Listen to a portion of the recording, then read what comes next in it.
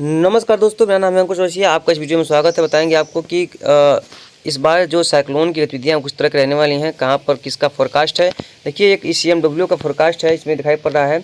ये देखिए ECMW forecast में इसमें बताया गया है कि जो है 23 मई से लेकर के आगे की सिस्टम में यहाँ पर एक स्ट्रॉन्ग साइक्लोन बन सकता है, यानी कि मजबूत चक्रवाती तूफान, जो कि देश के कई इलाकों को प्रभावित करने वाला है। अब अरब सागर का भी इसमें बात करेंगे, उसमें भी कुछ डिटेल नज़र आ रही है कि अब लग रहा है कि एक तूफ़ान जो है वो बनने वाला है। देखिए, अभी इंडिकेशन है, हम इसको पूरी तरह से कंफर्मेशन नहीं मान रहे हैं और ना ही इसको पूरी तरह से कंफर्मेशन आपको बता रहे हैं। केवल ये एक शुरुआती रुझान है। हालांकि अभी देखिए, जो मेन ऐप्स हैं उनका अभी कोई रुझान नहीं मिला है। 2-3 ऐप्स हैं, उसमें कोई रुझान नहीं है। वो भी उन मॉडल में अभी फ़िलहाल किसी भी प्रकार का रुझान देखने को नहीं मिल रहा।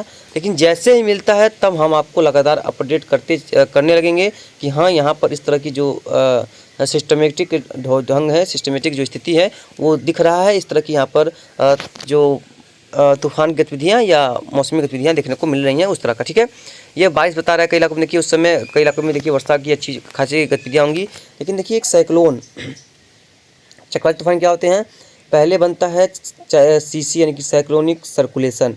ये थोड़ा सा इसके प्रभाव से यहाँ पर बनता है कम दबाव का क्षेत्र, जिसे जो बोलते हैं लो प्रेशर एरिया बोलते हैं। इसमें क्या होता है, हवाएं गोल गोल घूमती हैं और ऊपर की तरफ जो है वो उठती हैं और बादल बनाती हैं और बारिश होती है। उसके बाद वही मजबूत होकर बनता है well mark low pressure area, यानी गहरे निम्न दबाव का क्षेत्र।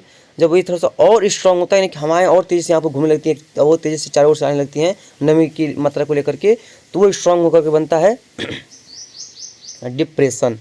और ये जब और स्ट्रॉन्ग होता है तो वो बनता है डीप डिप्रेशन, यानी कि काफ़ी गहरा काफ़ी निम्न दबाव का क्षेत्र, जो कि काफ़ी ज़्यादा प्रभावी होता है। उसके बाद वो बनता है CS यानी कि साइक्लोनिक स्टॉर्म, यानी मतलब कहते हैं इसे चक्रवाती तूफान। और इसका जब सबसे लास्ट आता है उसे बोलते हैं S और C।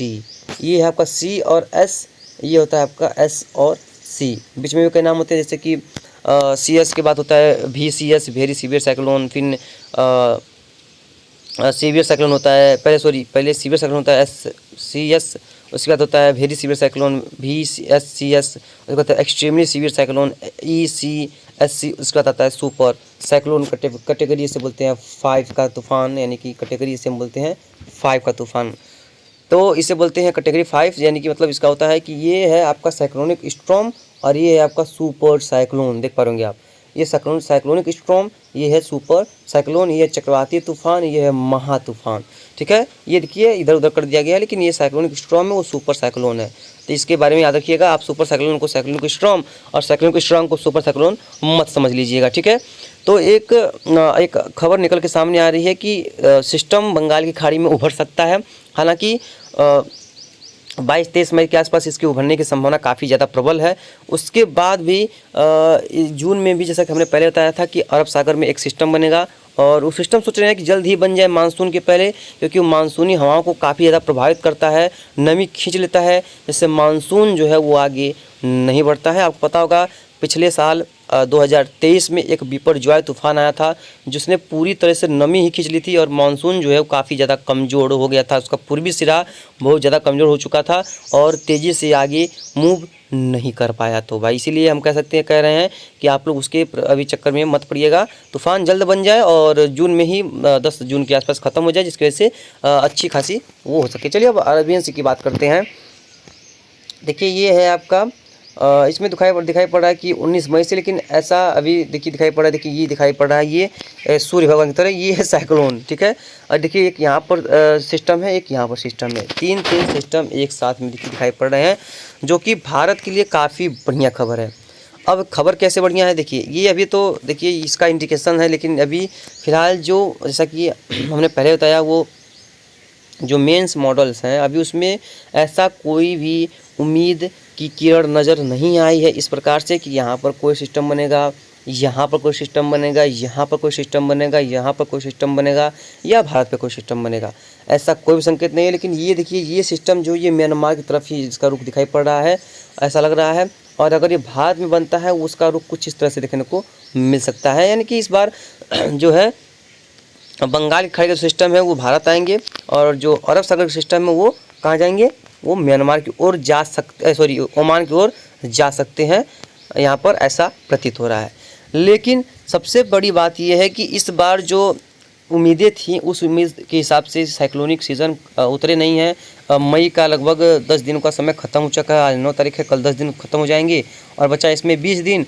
हालांकि जब तीसरे सप्ताह में मई के मतलब कि 18 तारीख के बाद 14-15 तारीख के बाद से यहाँ पर कुछ गतिविधियाँ शुरू होने की संभावना है, जो कि पहले ही हमने कहा था कि मई जून में ही तूफान बनेंगे। अभी अप्रैल में इसकी संभावना फिलहाल नहीं है।